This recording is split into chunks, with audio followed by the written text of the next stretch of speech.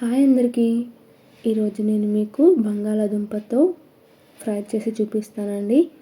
ఈ ఆలుగడ్డలతో రకరకాలుగా చేస్తూ ఉంటారు కదా, ఒక్కసారి ఇలా ఫ్రై చేసి చూడండి, అదిరిపోతుంది. రైస్లోకైనా చపాతీలోకైనా ఈ రెండింటిలోకి చాలా అంటే చాలా బాగుంటుంది. పిల్లలు కూడా చాలా ఇష్టంగా తింటారు. మనం రెగ్యులర్గా చేసుకునే కర్రీ లాగానే చాలా టేస్టీగా ఉంటుంది. ఎలా చేయాలో చూసి ఒకసారి ట్రై చేయండి. మన ఛానల్ కనుక ఫస్ట్ టైం చూసినట్లయితే సబ్స్క్రైబ్ చేసుకోండి, లైక్ చేయండి, షేర్ చేయండి, ఎలా వచ్చిందో కామెంట్ చేయండి. ముందుగా స్టవ్ పైన బాండి పెట్టుకొని అందులో 2 నుంచి 3 స్పూన్ల ఆయిల్ వేసుకోండి. తర్వాత ఆవాలు, జీలకర్ర కూడా వేసుకోవాలి. ఇవి కొంచెం చిటపటలాడిన తర్వాత ఒక 3-4 పచ్చిమిర్చి తీసుకొని కట్ చేసుకొని అందులో వేసుకోవాలండి. సో తర్వాత ఉల్లిపాయ ముక్కలు కూడా వేసుకొని ఒకసారి కలుపుకోవాలి. బంగాళాదుంపలో విటమిన్ సి ఉంటుందండి. బంగాళాదుంపలో పొటాషియం అనే పదార్థం కూడా ఎక్కువగా ఉంటుందండి. తాజా బంగాళాదుంపలో నీటి శాతం 80% ఉంటుందండి. ఈ విషయం మీకు తెలుసా? తెలిస్తే కామెంట్ చేయండి.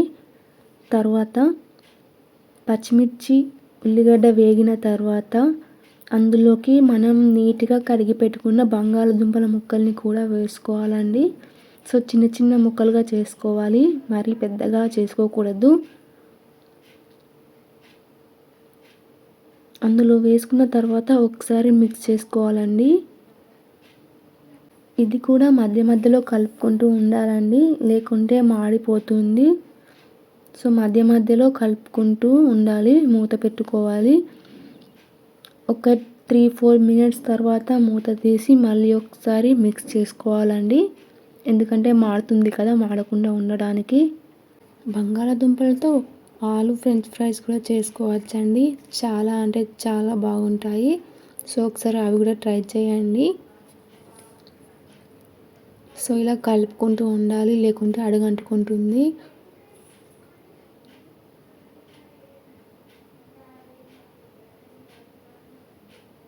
సో మధ్య మధ్య ఒకసారి టెస్ట్ చేసుకుంటూ ఉండాలండి, ఆలు ఉడికిందా లేదా అని. సో కలర్ చేంజ్ అయిన తర్వాత అందులోకి పసుపును యాడ్ చేసుకోవాలి. అలాగే సాల్ట్, రుచికి సరిపడా, అండ్ కారపొడి, అది కూడా మన టేస్ట్కి సరిపడా యాడ్ చేసుకోవాలండి. సో ఒకసారి మొత్తం మిక్స్ చేసుకోవాలి, ఆలుకి పట్టే విధంగా ఇలా మిక్స్ చేసుకోవాలి.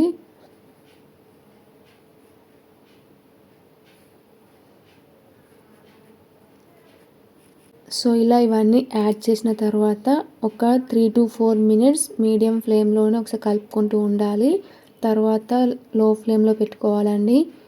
సో మంచిగా కుక్ అయిన తర్వాత అందులోకి ధనియాల పొడి, కొంచెం గరం మసాలా కూడా యాడ్ చేసుకోవాలండి, ఎందుకంటే మసాలా వేస్తే టేస్ట్ అనేది చాలా అంటే చాలా బాగుంటుంది.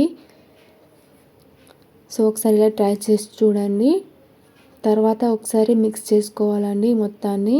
తర్వాత అందులోకి చిన్నగా కట్ చేసిన కొత్తిమీరని కూడా యాడ్ చేసుకొని కలుపుకోవాలండి. అంతే అండి, కర్రీ రెడీ అయిపోయింది. మీకు ఈ వీడియో ఎలా అనిపించిందో కామెంట్ చేయండి. Thanks for watching.